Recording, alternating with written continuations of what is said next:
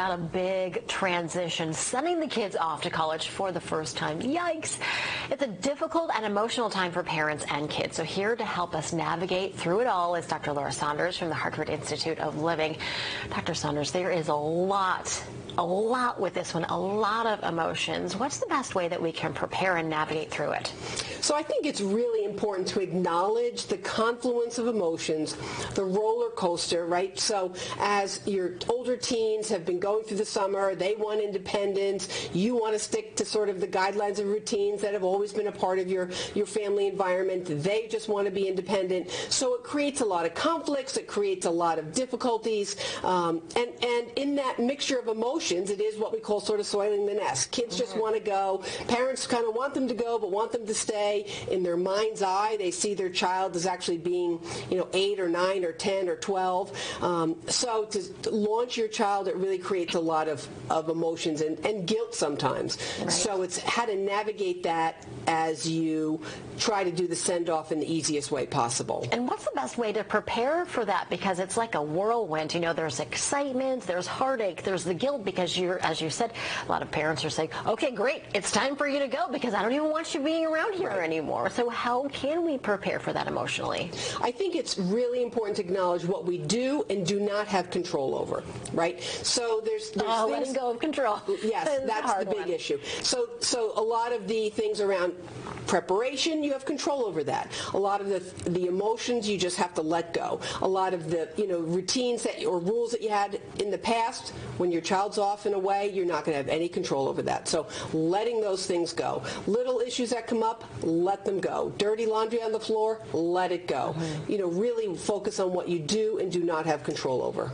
And do we sit at home once they've gone? Do we sit at home and flip through the pictures, through the albums, or should we sort of make ourselves stay away from them for a little while to just give a little bit of distance and prevent us from getting weepy? Because I know that's what I'm going to do. Right. It's my time. It's time for sort of healing and moving on. It doesn't mean you can't enjoy, look back on school pictures or other things, but don't dive yourself in when you're in the height of your emotions. Give yourself time. It is a time, especially for empty nesters, to really look at what am I going to do with some of my extra time. Children are really anchors for us. So as we lose our anchors, we have to find other things that help anchor you into your life, whether it's work or hobbies or other things, developing friendships that you haven't spent a lot of time on. Right, and it takes a person, you have to really be self-conscious and self-aware of what you should be doing, because part of you wants to stay in that sort of wallowing in sadness, but you need to do what's best for you, which will be beneficial. Right.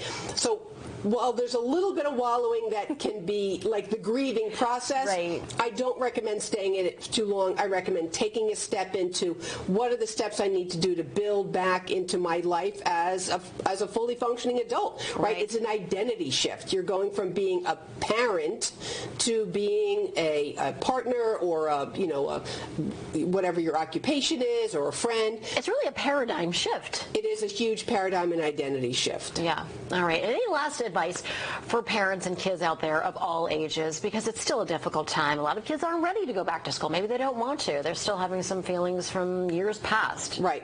I mean, we have to remember that this group that's leaving is hugely were hugely impacted by COVID.